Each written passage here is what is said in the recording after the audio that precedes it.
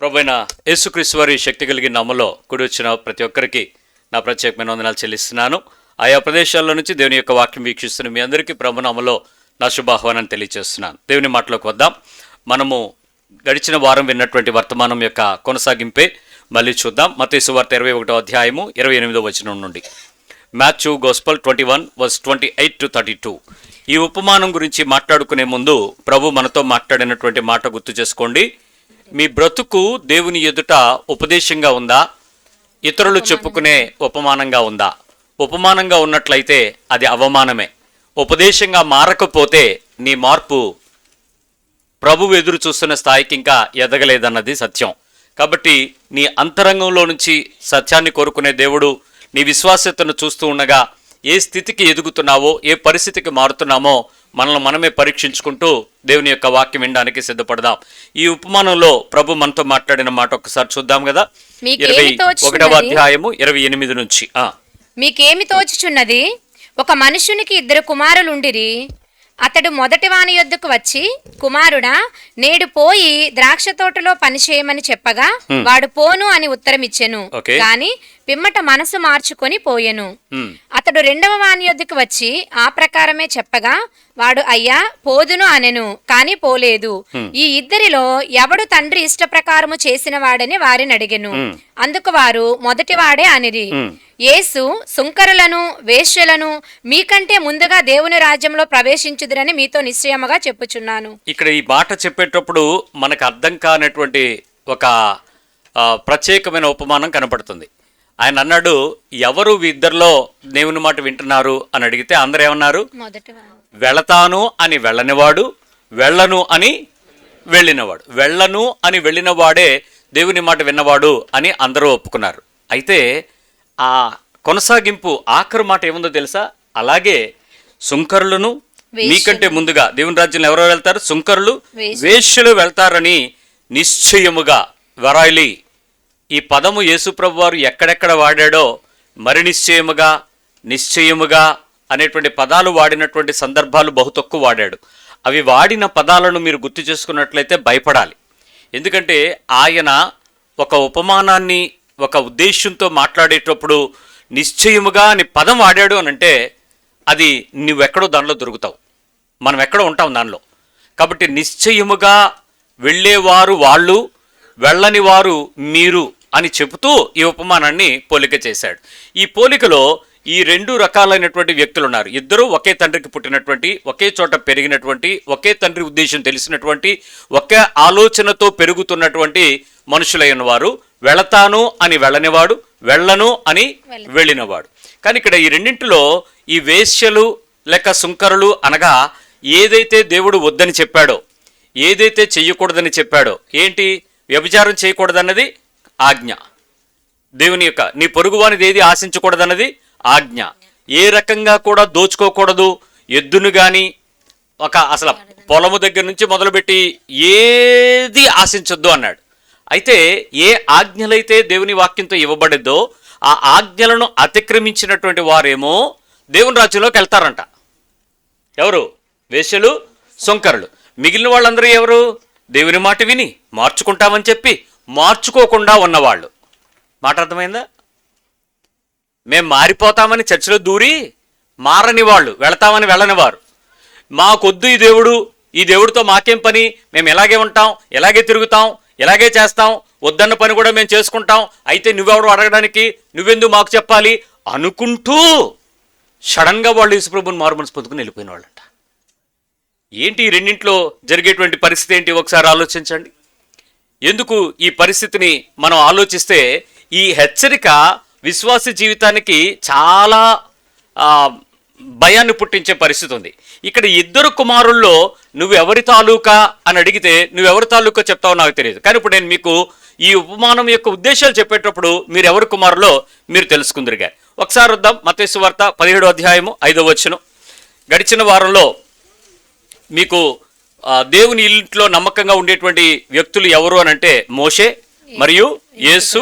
ఆ తర్వాత మనమే ఆయన ఇల్లు. అంటే ఎవరు? ఇప్పుడు మనము. ఇక్కడ 3 రకాల పరిస్థితులు ఉన్నాయి. ఒకటి, మోషే ముందున్నాడు. ఎందుకు? అవమానాన్ని ఎత్తుకున్నాడు. ఎన్ని పరిస్థితులు వచ్చినా శ్రమను సహించాడు. ఏ రోజు కూడా దేవుని మీద తిరుగుబాటు చేయలేదు. దేవుడు ఎవరు అని అనలేదు. కానీ ఆ పరిస్థితుల్లో ఎంతో హుందాగా, సంతోషంగా, ఆనందంగా తీసుకుని దేవుని యొక్క మాటకు తాను బలముగా తీసుకున్నటువంటి వ్యక్తి. తరువాత విషయానికి వచ్చేటప్పుడు రెండవ విషయానికి యేసుక్రీస్తు వారు ఎంత అవమానమైనా సహించాడు. ఏ రోజు వెనక్కి తిరిగి బాధపడలేదు. ఏ పరిస్థితి అయినా సరే తను ఆనందంగానే దాన్ని అందుకుని ఆ శ్రమంతటిని తీసుకున్నట్టుగా చూసుకున్నాడు. ఇప్పుడు మీకు ఈ ఇద్దరు కుమారుల యొక్క పోలిక బైబిల్ చెప్పేటువంటి విషయాన్ని మనం తేల్చుకుందాం. మొదటిది మత్తయి సువార్త 17:5. అతడు ఇంకనూ మాట్లాడుచుండగా ఇదిగో ప్రకాశమానమైన ఒక మేఘము వారిని కమ్ముకొనెను. ఇదిగో ఈయన నా ప్రియ కుమారుడు, ఈయన యందు నేను ఆనందించుచున్నాను, ఈయన మాట వినుడి అని ఒక శబ్దం ఆ మేఘములో నుండి పుట్టెను. ఎవరైనా ఎవరు గురించి చెప్పబడిన శబ్దము? ఎవరు చెప్పిన శబ్దము? దేవుడు, తండ్రి అయిన దేవుడు పలికిన ఆకాశం నుంచి వచ్చినటువంటి శబ్దము. ఎవరి గురించి వచ్చిన శబ్దము? కుమారుడైనటువంటి యేసు గురించి వచ్చినటువంటి శబ్దము. ఏ కుమారుణ్ణి మనం ఆరాధిస్తున్నామో, ఏ కుమారుని దైవత్వాన్ని అంగీకరిస్తున్నామో, ఏ కుమారుని యొక్క బోధను మనం లక్ష్య పెడుతున్నామో, ఏ కుమారుని యొక్క జీవితం మనం మాదిరి తీసుకున్నామో, ఏ కుమారుడైతే దేవుని ఇంటిలో నమ్మకంగా ఉన్నాడో ఆ కుమారుని మనం అంగీకరించామో ఆ కుమారుని మాట వినండి. ఈయన నా ప్రియ కుమారుడు, మామూలు కుమారుడు కాదు, ఈయన నా ప్రియమైన కుమారుడు, ఈయన మాట మీరు వినండి. ఇది కదా మనం నేర్చుకుంటున్నటువంటి క్రైస్తవ్యానికి ఒక మాదిరికరమైనటువంటి వాక్కు. ఈ మాటను, ప్రియ కుమారుడు అనే మాటని 20వ అధ్యాయం 28వ వచనంలో ఏం చెప్పాడో చూడండి. 20:28 యేసుక్రీస్తు వారు అథెంటికేట్ చేస్తున్నాడు ఆ మాట. అలాగే మనుష్య కుమారుడు ఎవరి గురించి చెప్పుకుంటాడు ఆయన? మనుష్యుని యొక్క కుమారుడైనటువంటి, మనుషులకు పుట్టినటువంటి, మరియ గర్భంలో పుట్టినటువంటి, మానవ రూపాన్ని ధరించుకున్నటువంటి మనుష్య కుమారుడుగా వచ్చిన ఏమిటట? మనుష్య కుమారుడు పరిచారము చేయించుకోవటానికి రాలేదు, కానీ పరిచారము చేయుటకును అనేకులకు ప్రతిగా విమోచన క్రయధనముగా తన ప్రాణం నిచ్చుటకును వచ్చెనని చెప్పాను. ఎవరి గురించి చెప్పబడింది మాట? యేసుక్రీస్తు గురించి చెప్పండి మాట. ఎవరు చెప్పుకుంటున్న మాట ఇది? ఆయనే చెప్పుకుంటున్నమాట. చూడండి, ఏ కుమారుడు గురించి తండ్రి మాట్లాడాడో ఆ కుమారుడును నేనే అని చెప్పి మనిషి కుమారుడుగా సాక్ష్యం ఇచ్చుకుంటున్నటువంటి ఒక కుమారుడు. ఈ కుమారుడు దేవుని యొక్క మాట, తండ్రి యొక్క మాట ఏదైతే ఆయన కొరకు చెప్పబడిందో ఆ మాటలు ఆయన చేస్తాడా చేయడా? చెప్పినట్టు చేస్తాడా? నచ్చినట్టు చేస్తాడా? ఎలాంటిదైనా చేస్తాడా? లేకపోతే ఆయనకి ఇష్టమైతేనే చేస్తాడా? ఇది మొదటి కుమారుడు. ఓకే, ఈ కుమారుడి గురించి 12వ అధ్యాయం యోహాను సువార్త 23వ వచనంలో, యోహాను సువార్త 12వ అధ్యాయము 23వ వచనంలో చెప్పిన మాట ఒకసారి చూద్దామా. 12:23. అందుకు యేసు వారితో ఇట్లా, నేను మనుష్య కుమారుడు. ఇక్కడ మీకు అర్థం చేసుకోవాల్సింది, దేవుని కుమారుడు అనేటువంటి పదము నా ప్రియ కుమారుడు అని తండ్రి మాట్లాడి మనుష్య కుమారుడుగా తాను రివీల్ చేసుకుంటూ, మనుష్య కుమారుడు మహిమ పొందవలసి వచ్చిన గడియ వచ్చి ఉన్నది. మనుష్య కుమారుడు మహిమ పొందవలసిన గడియ వచ్చింది. ఎవరి గురించి మాట్లాడుతున్నాడు యేసుక్రీస్తు వారు? మనుష్య కుమారుడు గురించి. రైట్, మొదట ఒక కుమారుడు గురించి మీకు చూపించాను. ఇదే విషయాన్ని గడిచిన వారం మోషే గురించి మాట్లాడుకున్నాం. ఆ తదుపరి వారం యేసు గురించి మాట్లాడుకున్నాం. ఈరోజు ఆ ఇద్దరి యొక్క కంపారిజన్ను చూద్దాం. ఎవరు దేవుని కుమారుడై ఉన్నాడు, ఎవరు దేవుని మాట వినినటువంటి వ్యక్తి, విని లోబడిన వ్యక్తి, విని చేసిన వ్యక్తి, విని చెయ్యని వ్యక్తి, ఆ రెండింటికి బ్యారేజ్ చేసుకుని చూడడానికి ప్రయత్నం చేద్దాం. ఇప్పుడు ఒకసారి రండి, రోమపత్రిక 8వ అధ్యాయము 28వ వచనం, రోమన్స్ 8:28. రోమపత్రిక 8:29కి వచ్చేయండి. ఎందుకనగా తన కుమారుడు అనేక సహోదరులలో జ్యేష్ఠుడగునట్లు, దేవుడు ఎవరిని ముందు ఎరిగెనో వారు తన కుమారునితో స్వారూప్యము గలవారగుటకు, ఎవరిని దేవుడు ముందుగా ఎరిగెనో వారు తన కుమారునితో సారూప్యము గలవారగుటకు. ఎగ్జాక్ట్ సారూప్యము అంటే ఏంటి? ఒరిజినల్ ఉంది, జెరాక్స్ ఉంది. దీన్ని ఇదేమంటారు? జెరాక్స్ అంటే నకిలీ అంటామా, డూప్లికేట్ అంటామా, సేమ్ యాజ్ అంటామా? అలాగే కోర్టుకు మీరు వెళ్ళారనుకోండి, సర్టిఫైడ్ కాపీ, ట్రూ కాపీ అంటారు. Same copy, it is as like original, but it is not original, it is certified copy, it's a true copy. ఆ కింద రాస్తారు సర్టిఫైడ్ ట్రూ కాపీ అని. అంటే ఏంటి? కాపీలు రెండు ఒకటే, ఒకేసారి ఇచ్చారు, ఒకే వ్యక్తి ఇచ్చారు, ఒకే వ్యక్తి ధృవీకరణతో ఇచ్చారు, కానీ ఒరిజినల్ వేరే ఉంది. దీనికి ఇది నకలు. అలాగని డూప్లికేట్ కాదు, కౌంటర్ కాదు, నకిలీ కాదు, కానీ నకలు. రెండూ ఒకేలాగున్నాయి. ఇప్పుడు ఈయన ఏమంటున్నాడు? కుమారుని యొక్క సారూప్యంగా మారతారు. ఎవరు ముందుగా ఎరిగితురో వారిని దేవుడు ఏమంటున్నాడు? మళ్ళీ చదవండి 29. దేవుడు ఎవరిని ముందు ఎరిగెను వారు తన కుమారునితో సారూప్యము గలవారొగుటకు వారిని ముందుగా నిర్ణయించెను. వారిని ముందుగా నిర్ణయించెను. ఒక్క నిమిషం.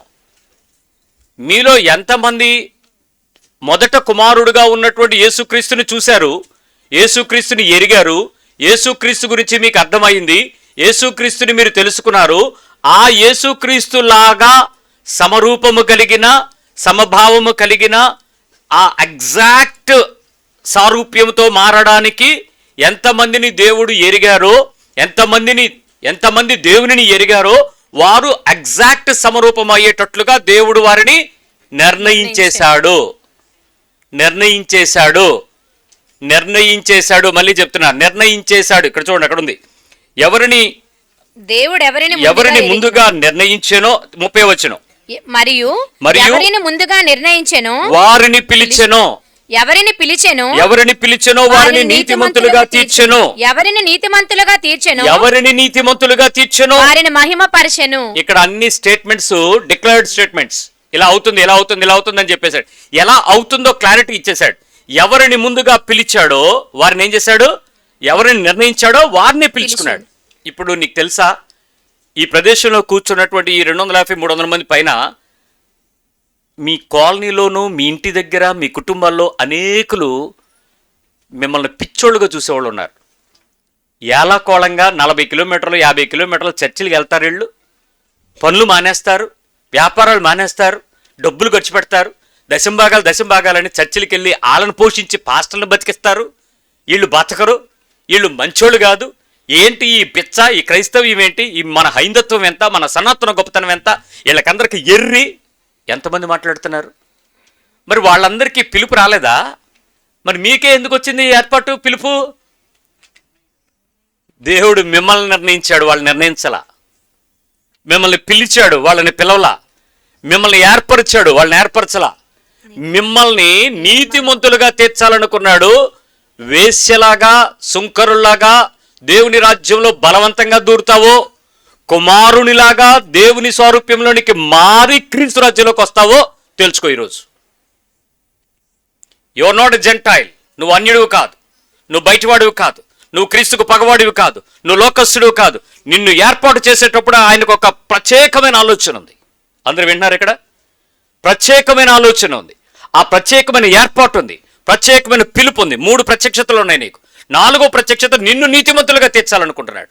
ఆయనకున్న ఆశ నిన్ను తనతో పాటు కూర్చుండనిచ్చి, తన రాజ్యంలో స్థానమిచ్చి, తన ప్రదేశంలో నిన్ను తీర్పు తీర్చు అధికారిగా తన కుర్చీల పక్కన కూర్చోబెట్టి, నీ తల మీద సింహాసనం పెట్టి, నీకు ఒక కొత్త పేరిచ్చి, నీకు ఒక కొత్త రాయినిచ్చి, నీ గురించి ఆయన పరలోకంలో ప్రజలందరి ఎదుట లోకము ప్రారంభించబడినప్పటి నుంచి ఉన్నటువంటి మహిమ నీకిచ్చి సాక్ష్యం ఇవ్వాలనుకుంటున్నాడు. ఇతను నా కుమారుడే అని చెప్పాలనుకుంటున్నాడు. ఇంత మహిమ క్రైస్తవుడికి ఉంటుందని ఎంతమందికి తెలుసు? చర్చికి వెళ్తున్నామంటే ప్రార్థనలకు సమాధానాలు వస్తాయని, మీ పిల్లలకు పెళ్ళిళ్ళు అవుతాయని, మీరు ఇల్లు కట్టుకుంటారని, మగ పిల్లోడు పుడతాడని, కార్లు కొనుక్కుంటారని, ఏదో ఒక బ్లెస్సింగ్ వస్తుందని చెప్పి పాస్టర్ల దగ్గర దీవెనలకు వస్తున్నారు. కానీ దేవుని దగ్గర నాకు ఒక ఏర్పాటు ఉంది, నేను నీతిమంతుడిగా తీర్చబడతాను, దేవుడు నన్ను పిలుస్తున్నాడు, దేవుడు నన్ను ఏర్పాటు చేయబడ్డాను, దేవుడు నన్ను ముందుగా నిర్ణయించాడు, అందుకని నా కుటుంబంలోనికి ఈ రక్షణ అనుభవం వచ్చిందని ఎంతమంది గర్వముగా క్రైస్తవంగా ఫీల్ అవుతున్నారు. ఇది ఇంకా చాలా మందికి బుర్రకెక్కదు. ఇంకా అసలు నా పిలుపులోనే ఒక ఏర్పాటు ఉంది. నేను క్రైస్తవుడిగా మారటంలో ఎవరో చెప్పేస్తే నేను నమ్మేసినోని కాదు, ఎవడో నా చెవులో యేసుప్రభు నమ్మేసుకొని నీకు బహుమతి వస్తుందంటే ఒప్పేసుకున్నాను కాదు, ఏదో నీకు ఆ బియ్యానికి మారిపోయాడని చెప్పుకున్నంత ఈజీ కాదు దేవుని ఏర్పాట్లోకి రావడం, దేవుని పిలుపులోనికి మీరు మారడం అంత సులువైనటువంటి సంగతి కాదని నీకు అర్థమవ్వాలి. ఇప్పుడు దేవుని యొక్క ఏర్పాటులోను, పిలుపులోను, ప్రత్యేకతలోను ఇంత గొప్ప ఏర్పాటు ఉందే నీకు. నేను ఫలానా అని నీకు అర్థమైంది కదా. ఇప్పుడు నువ్వు కూడా దేవుని యొక్క జ్యేష్ఠ కుమారుడైనటువంటి క్రీస్తు యొక్క సమరూపములోనికి, సారూప్యతలోనికి నీవు ఏర్పరచబడ్డావు అని నీకు తెలిసింది కదా. ఇప్పుడు నీ కుమారత్వాన్ని నువ్వు రుజువు చేసుకోవడానికి ప్రయత్నించేద్దాం. Let's see. రోమపత్రిక 8:14 వచ్చినకురా ఒకసారి. దేవుని ఆత్మచేత ఎందరు నడిపింపబడుదురో దేవుని ఆత్మచేత ఎందరు నడిపించబడుదురో వారందరూ దేవుని కుమారులై యుందురు. వాళ్ళ కొందరు అందరా? అందరూ. ఇప్పుడు ఇక్కడ ఏర్పాటు తెలిసిపోయింది, పిలుపు నీకు తెలిసిపోయింది, ప్రత్యేకత నీకు తెలిసిపోయింది. ఇవన్నీ తెలిసిపోయిన మీకు అందరూ మీ దేవుని కుమారులు అయ్యే అవకాశం ఉందా లేదా? కొందరికే ఉందా? అందరూ. మీ పక్క వాళ్ళు చెప్పండి, అందరికీ ఉందా కొందరికే ఉందా? అందరికీ అంటే వాళ్ళకి చెప్పండి మీరు కూడా కుమారులు అవ్వచ్చు అని. మీరు కూడా కుమార్తెలుగా మారచ్చు, మీరు కూడా కుమారులుగా మారచ్చు, అవకాశం ఉంది. మీరేమనుకున్నారు తెలుసా? అవకాశం ఉందో లేదో పక్కకు పెడితే అందరూ క్రైస్తవులుగా ఉంటాం కానీ క్రీస్తులాగా ఎవడు మారగలడం బ్రదరు? కష్టం కదా. ఇదే కదా మనందరి డైలాగ్. మీరు క్రీస్తులా మారారా అని అడిగితే ఏమంటారు? ఊరుకోండి, క్రీస్తులాగా మారిపోవడం చిన్న విషయం ఏంటి? వెళ్తాం చర్చ్ కంటే ఏదో మారాలనుకుంటాం కానీ అంత మారిపోతాం ఏంటండి? దేవుడు ప్రేమిస్తే తప్ప, అదంతా దేవుడు కలిగిస్తే తప్ప. కానీ ఆయన ఏమన్నాడు తెలుసా? ఎందరూ దేవుని ఆత్మచేత నడిపించబడతారు వారందరూ కూడా దేవుని కుమారులై యుందురు. ఇక్కడ ఏమైనా భేదం ఉందా? ఆంగ్లేయులు ముందవుతారు, బ్రిటిష్ వాళ్ళు, అదే ఆంగ్లేయులు అండి, వాళ్ళు ముందవుతారు. ఆ తర్వాత సువార్త నమ్మిన డచ్ వాళ్ళు ముందవుతారు. అలాంటి ఏమైనా రూల్ ఏమైనా ఉందా? అందరూ ఎవరు దేవుని ఆత్మచేత నడిపించబడితే వారందరూ ఏమైపోతారు? ఈజీగా మనం ఏమైపోవచ్చు, దేవుని కుమారులంగా అయిపోవచ్చు. సో అదే విషయాన్ని 2 కొరింథీ పత్రిక 6:17-18 వచనాలు చూద్దాం. 2 Corinthians 6:17-18. దేవుని ఆలయమునకు విగ్రహములతో ఏమి పొందిక? మనము జీవమగల దేవుని ఆలయమై ఉన్నాము. అందుకు దేవుడు ఇలాగూ సెలవిచ్చున్నాడు, నేను వారిలో నివసించి సంచరింతును, నేను వారి దేవుడునై యుందును, వారు నా ప్రజలై యుందురు. ఆయన ఏమన్నాడు చూడండి, నేను దేవుడునై ఉంటాను, వారు నా ప్రజలై వారు నాకు. ముందేమన్నాడు ఆయన? ఆయన దేవుడే ఉంటాడు. తర్వాత మీరేమవుతారు? ఆయనకి ప్రజలు అవుతారు. You people will be the people, ప్రజలు మాత్రమే అవుతారు. నెక్స్ట్, కావున మీరు వారి మధ్య నుండి బయలువెడలి ప్రత్యేకముగా ఉండుడి. ఎలా ఉండాలి మీరు? ఆయన ప్రజలై ఉన్న మీరు ఎలా ఉండాలి? ప్రత్యేకంగా ఉండండి. అపవిత్రమైన దానిని ముట్టకుడని ప్రభువు చెప్పుచున్నాడు. మరియు నేను మిమ్మును చేర్చుకొందును. ఆయన అంటాడు, నేను మిమ్మును చేర్చుకొందును. మీ గొప్పతనాన్ని బట్టి, మీ నీతిని బట్టి, మీ పరిశుద్ధతను బట్టి, మీ ప్రేమను బట్టి, మీ భాగాలను బట్టి, మీ అటెండెన్స్ని బట్టి, మీరు చెప్పే పాటలను బట్టి, మీకున్న ఆరాధనను బట్టి, మీకున్న అటెండెన్స్ని బట్టి కాదంట. ఆయనే తన కృపను బట్టి మనం చేర్చుకుంటాడు. మీకు తండ్రినై యుందును. ఏమంటున్నాడు ఇప్పుడు? తండ్రి. ఎక్స్ట్రా గ్రేస్ ఏంటో చూడండి. మీరు ఎక్కడి నుంచో మీరు పిలిచిపడితే నేను మీకు ఒక ఐడెంటిటీ ఇస్తున్నాను. I want to become a father to you. నేను మీకు తండ్రిగా మారుతాను. మీరు నాకు కుమారులను కుమార్తెలునై యుందురని. ఇప్పుడు స్టేట్మెంట్ క్లియర్ ఇచ్చాడు. మీరెవరో ఎవరి తాలూకానో అని చెప్పుకుంటున్న మీకే పుట్టుక నుంచి ఎదుగుదలలో మీకు పలానా స్టేట్మెంట్ ఎవరి తాలూకా అనంటే ఎవడో చెప్తున్నారేమో. ఆయన అంటున్నాడు, నేను మీకు తండ్రిగా ఉంటాను, మీరు నాకేమవుతారు? కుమారులను కుమార్తెలునై యుందురని. ఎంత గొప్ప స్టేట్మెంట్ ఇది! ఒక అన్య కుటుంబంలో ఉండి, క్రీస్తుని ఎరగని జనంగా ఉండి, భూమి మీద లోకంలో పెరుగుతున్న మనల్లో నుంచి ప్రత్యేకంగా ఏర్పాటు చేయబడిన దేవుని యొక్క మాట పట్టుకుని మనం వస్తే ఆయన మనకి తండ్రిగా మారి మనల్ని ఏం చేస్తాడు? ఆయన కుమారులుగాను కుమార్తెలుగాను ఉందురని సర్వశక్తి గల ప్రభువు చెప్పుచున్నాడు. ఇంకిప్పుడు ఎవడివ్వాలి నీకు అధికారం? ఎవడు చెప్పాలి చెప్పండి? ఇంతకన్నా స్టేట్మెంట్ ఎవడివ్వగలడు? దేవుడు, సర్వశక్తి కలిగిన ప్రభు చెప్తున్నాడు. ఎల్ షద్దాయి దేవుడు చెప్తున్నాడు, నేను మీకు తండ్రిని, మీరు నా కొడుకు, నీవు నా కుమార్తె. మనం ఆయన ప్రజలుగా ఉన్న వాళ్ళ నుంచి ప్రత్యేకించబడే వారంగా మారిపోయాం. మీరు నా కుమారులు. మీ పక్క వాళ్ళు చెప్పండి, మీరు చెప్పండి, మీరు దేవుని కుమార్తె, మీరు దేవుని కుమారుడు అని చెప్పండి. మీరు కుమారులు. ఇప్పుడు మీరు కుమారులు కుమార్తెలు అయితే మీ ఇద్దరు ఏమవుతారు? ఇప్పుడు మీ పక్కన వాళ్ళు ఏమవుతారు? సోదరులు అవుతారు. ఇప్పుడు మనంతా ఏ కుటుంబం? పరలోకపు కుటుంబానికి వారసులం అయిపోయాం. ఇప్పుడు క్రీస్తు తోడి వారసులుగా మారిపోయిన మనము ఇద్దరు కుమారులను చూస్తున్నాం. ఒకటి, ఆయన ప్రియ కుమారుడు అని చెప్పబడిన దేవుడు. 2, దేవుడే చెప్తున్నాడు, నేను మీకు తండ్రిగా ఉంటాను, మీరు నాకు కొడుకులు కుమార్తెలుగా ఉంటారు. ఆయన ఏమన్నాడు? ఈయన నా ప్రియ కుమారుడు, ఈయన యందు నేను ఆనందించుచున్నాను, ఈయనను మీరు చెప్పినది వినండి, ఈయనను వెంబడించండి. ఇప్పుడు రెండవది ఏమంటున్నాడు? మీరు నా కుమారులు, మీరు నా కుమార్తెలు, నేను మీకు తండ్రిని, మనందరం కలిపి ఒకే కుటుంబంగా ఉంటాము అని చెప్పి ఇప్పుడు ఆ స్టేట్మెంట్ మీ గురించి చెప్పాలి. ఏమని? ఈమె నా ప్రియ కుమారుడు, ఈమె నా ప్రియ కుమార్తె, ఈమె యందు నేను ఆనందించుచున్నాను, ఈమె యందు నేను సంచరించుదును, ఆనందించుదును, ఈమెను వెంబడించండి, ఈయన్ని వెంబడించండి కదా. ఇప్పుడు చెప్పండి, ఆయన కుమారుడు, ఆయన కుమార్తెగా నిన్ను నేను వెంబడిస్తాను, నిన్ను వెంబడించమని నేను చెప్తాను అని తండ్రి ఎందుకు అనుకోవటం లేదు? మీ స్టేట్మెంట్స్ ఏంటి? యేసు గురించి చెప్పాడా? తండ్రి అయినా ఇప్పుడు అదే తండ్రి నీకు తండ్రి అయ్యాడా? ఆ తండ్రి ఇప్పుడు మీరు నా కుమార్తెలను చెప్పుకున్నాడా? మీరు ఆయన జనము, మనం ఆయన ప్రజలమని ఒప్పుకున్నామా? మీరు మా సహోదరులను చెప్పుకున్నారా? మనందరం ఒకటే కుటుంబం అన్నామా? మరి ఆయన పెద్ద కుమారుడైన యేసు గురించి చెప్పినప్పుడు రెండో కుమారుడైన నీ గురించి చెప్పాలి కదా, నిన్ను కూడా పిలిచి చెప్పాలి కదా. ఎందుకు చెప్పలేకపోతున్నాడు? Something wrong with you. మనం చెప్పుకుంటున్నాం ఆయన మా తండ్రి, పరలోకముందున్న మా తండ్రి, నాయన అబ్బా మొరపెట్టి అంగలార్ప ఆత్మనిచ్చావు తండ్రి, దత్తత తీసేసుకున్నావు, నన్ను నీ కొడుకుని చేసావు, నా కూతుని చేసావు. డాబులు చెప్పుకుని వాగ్దానాలు ఎత్తుకుని వచ్చేటువంటి బెచ్చగాళ్ల తండ్రి కుమారత్వాన్ని దేవుడు కోరుకోట్లా, అధికారపు కుమారత్వాన్ని కావాలని కోరుకుంటున్నాడు. క్రీస్తు పేరు చెప్పి బతికే క్రైస్తవుడి గురించి ఆయన కుమారుడిగా ఉంటారని కోరుకోట్లా. అలాంటి ఈ కవర్ షుగర్ కోటెడ్ క్రిస్టియానిటీని దేవుడు అసహించుకుంటాడు, ఉమ్మి వేస్తానంటాడు. నోటి మాటల్లో క్రీస్తు, చేతిలో పట్టుకున్న బైబిలు, వెళ్ళిపోయే సంఘము, ఈ పాస్ గారు నాకు తెలుసు, ఈ ఆత్మ నాకు తెలుసు, ఈ కబుర్లు చెప్పే క్రైస్తవ్యాన్ని ప్రభు చూడడు. ఆయన చేత ధృవీకరించబడిన కుమారత్వాన్ని నువ్వు చెప్పగలిగితే, ఆయన కుమారుడైన క్రీస్తు గురించి చెప్పబడిన సాక్ష్యం నీ గురించి పలకబడితే అది కుమారత్వం. ఇద్దరు కుమారులు ఉన్నారు, ఒకడు వెళ్తానన్నాడు, వెళ్ళలేదు. ఇప్పుడు రెండో వాడు వెళ్ళనన్నాడు, వెళ్ళిపోయాడు. ఇప్పుడు నువ్వే కుమారుడుగా వచ్చావు చూసుకో. ఇప్పుడు నేను నిజమైనటువంటి కుమారత్వం యొక్క గొప్పతనాన్ని కొంచెం నిమిషాల్లో చెప్తాను. గలతీ 3:26 వాక్యంలో ఎంత చక్కటి విషయాలు మన హృదయాలను మార్చుకోవడానికి రాసి పెట్టాడో చూడండి. ప్రత్యక్షత బయట వాళ్ళకి అర్థం కాదు.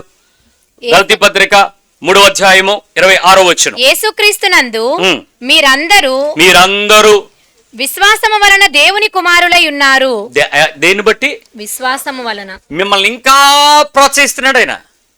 ఒరే బాబు, నా కుమారుడు చనిపోయాడురా, నా కుమారుడు బాధలు పడ్డాడురా, నా కుమారుడు శ్రమ పడ్డాడురా, నా కుమారుడు రక్తం చిందించాడు, నా కుమారుడు వేదన పడ్డాడు, నా కుమారుడి జీవితంలో సుఖం లేదు, నా కుమారుడు తలవాల్చుకోవడానికి స్థలం ఇవ్వలేదు, నా కుమారుడు పడిన వేదన, సిలువలో అవమానం. మీరు చాలా మంది చెప్పుకునేటట్లు యేసుక్రీస్తు సిలువ మీద వేలాడినప్పుడు ఆయన ఒంటి మీద ఉన్నటువంటి వస్త్రాలను కిందకి తీసుకొచ్చి ఏం చేశారట? చీట్లు వేసుకున్నారు. మీకు ప్రకృతిక సంబంధంగా మనుషులు చిత్రీకరించేటప్పుడు, ఒక వాస్తవాన్ని ఇతరులకు తెలియచేసేటప్పుడు మర్యాద కోసం ఆయనకి బట్ట కట్టారు తప్ప, ఆయన సిలువ మీద ఊరేగించే ముందు ఉంచినటువంటి బట్టను సిలువ మీదకి వెళ్లే ముందు తీసేశారు. అతను నగ్నంగా వేలాడదీయబడ్డాడు, అతని ఒంటి మీద వస్త్రపు నూలు పోగలేదు. అది ద బిగ్గెస్ట్ షేమ్. ఒక పరిశుద్ధమైన దేవుని యొక్క రూపంలో నుంచి ఏర్పాటు చేయబడిన ఒక మాంసపు ముద్ద ఎలా కడుపులో నుంచి వచ్చిందో అలా వేలాడబడింది. అది సిలువ. ఒంటి మీద వస్త్రం లేకపోతే మనిషి ఎంత తలదించుకుంటాడు, ఎంత కృషించిపోతాడు, మర్యాదను మానాన్ని కప్పుకోవడానికి ఎంత తపన పడతాడు. అలాంటి వేదనకరమైనటువంటి కుమారుడు ఆ స్థితికి వెళ్ళాడు. బట్టలు చిత్రీకరించినటువంటి వాళ్ళు వేసిన బట్టలు అవి, అంతేగాని ఆయనకు బట్టలు లేవు. మాంసపు ముద్దలాగా ముద్ద చేసి అక్కడ పడేశారు. ఇప్పుడు చెప్పండి, ఆయన ఆ సొంత కుమారుడుగా జరిగించినటువంటి ఆయన మనతో ఈ మాట చెప్తున్నాడు. ఇప్పుడు చూడండి, యేసుక్రీస్తునందు మీరందరూ విశ్వాసము వలన దేవుని కుమారులై ఉన్నారు. ఎవరు కుమారులై ఉన్నారు? నువ్వు అలా బాధపడక్కర్లా, నువ్వు అలా సిలువెక్కక్కర్లా, అలా రక్తం కార్చక్కర్లా. గడిచిన వారం మనం విన్నటువంటి అన్ని శ్రమలు పడినట్లు అంత అవమానం నువ్వు పొందక్కర్లా. ఆయన యందు విశ్వాసం ద్వారా మనం కూడా ఏమైపోవచ్చు? కుమారులు అయిపోతాం. కుమారత్వాన్ని ఆయన ఎంతగా ఆపాదించాలనుకుంటున్నాడో చూడండి, ఎలా ఆకర్షించాలనుకుంటున్నాడో చూడండి. ఆయననేమో దయ లేకుండా, కనీసం కరుణ చూపించలేదు తండ్రి. ఆయన నలుగుగొట్టుబడేట తండ్రి అభిష్టం ఆయన రాసింది. చిత్తకగొట్టబడి గురించి ఆయన గురించి ఏమైతే రాయబడిందో వీపును దున్నబడిన రాసినట్లు దున్నబడుటకు ఆయన అప్పగించుకున్నాడు. 22 కీర్తనలో చెప్పిన మాటలు 32 వరకు జరిగిన విషయాలు ఏది వదలకుండా చేసుకున్నాడు యేసుప్రభు. అంతగా కుమారుడు నలగొట్టబడితే రెండో కుమారుల గురించి ఆయన ఎంత కనికరమిస్తున్నాడు చూడండి. విశ్వాసం ద్వారా క్రీస్తు చేస్తున్నది మనం ఏమైపోతాం? దేవుని కుమారులుగా మార్చబడిపోతున్నామట. 4:6 గలతీ పత్రిక 4వ అధ్యాయం 6వ వచనం. మరియు మీరు కుమారులై ఉన్నందున నాయన తండ్రి అని మొర్రపెట్టు తన కుమారుని ఆత్మను దేవుడు మన హృదయంలోనికి పంపెను. కాబట్టి నీవిక దాసుడు కావు, కుమారుడువే. కుమారుడు అయితే దేవుని ద్వారా వారసుడవు. ఏంటండి ఈ అధికారం? చాలా మందికి కుమారత్వాన్ని ఎలా వచ్చిందో తెలుసుకోడు కానీ ఈడు నేను నీకు వారసుడని క్లెయిమ్ చేస్తున్నాడు. ఎలా అవుతుందండి? You should prove it. ఇదిగో నీ రక్తంలో నుంచి, ఇదిగో నీ మాట వాగ్దానంలో నుంచి, ఇదిగో నీవు రాసినటువంటి వీలునామాలో నుంచి, ఇదిగో నువ్వు నా కొరకు చూపించినటువంటి మార్గదర్శకత్వం నుంచి రావడాన్ని బట్టి నేను నీకు వారసుడని చెప్పాలి అంటే కుమారత్వం ఉండాలి. ఆ కుమారుడిని చూడాలి, ఆ శ్రమను అనుభవించాలి. కానీ మనం ఆ శ్రమ అనుభవించకుండానే అందరూ క్రైస్తవులు ఏమైపోయారు? ఇప్పుడు డైరెక్ట్గా విశ్వాసం ద్వారా కుమారులు అయిపోతున్నారు. ఇక్కడ చెప్తున్నట్టు దేవుని ఎరిగటం ద్వారా మనందరం కూడా ఆయన కుమారులుగా మారిపోయేటువంటి కృపను కూడా మనం పొందేసుకుంటున్నాం. అబ్బా నాయనా అని మొర్రపెట్టి. ఇక్కడ మీలో ఎవరికైనా ప్రార్థన రాదు అన్నాడు ఎవడనున్నాడా? క్రైస్తవుడు అయినోడు ప్రార్థన రాదు అని ఎవడనున్నాడా? ప్రతి ఒక్కడు. ఈ బుడ్డ పుట్టిన పిల్లలను కూడా మీరు ప్రార్థన చేస్తుంటే ఏం ప్రార్థన చేస్తారో తెలియదు కానీ ముసుగేసుకుని మోకాళ్ళు వేసేస్తారు పిల్లలు, చిన్నపిల్లలు. మగ పిల్లలు కూడా ముసుగేసుకుంటారు, ఎందుకంటే అడిగి తెలియదు నేను ఆడపిల్లనే మగపిల్లనే అని. ఆ తర్వాత మనం చెప్తాం ఆడపిల్ల ఇయ్యాలరా మగపిల్ల వేయకూడదు అంటే నేను వేసుకుంటాను కాసేపు అని. కొద్ది రోజుల తర్వాత మీ నాన్న వేసుకోకపోవడం చూసి ఆడు వేసుకోవడం మానేస్తాడు. వాళ్ళకి ఏంటి ప్రార్థన అంటే ఏంటో తెలీదు. మోకరించేయడం, పెట్టేయడం. మీరు ఏసయ్య అంటారు, చర్చికి తీసుకొస్తారు, సండే స్కూల్ అంటారు కాబట్టి ఆడు కూడా ఏసయ్య అలవాటు అవుతుంది. ఇంకా అవసరమైతే బైబిల్ నెత్తి మీద పెట్టేసుకుంటాడు, ఇలా అనేసుకుంటూ ఉంటాడు, ఏదో చేసేస్తాడు.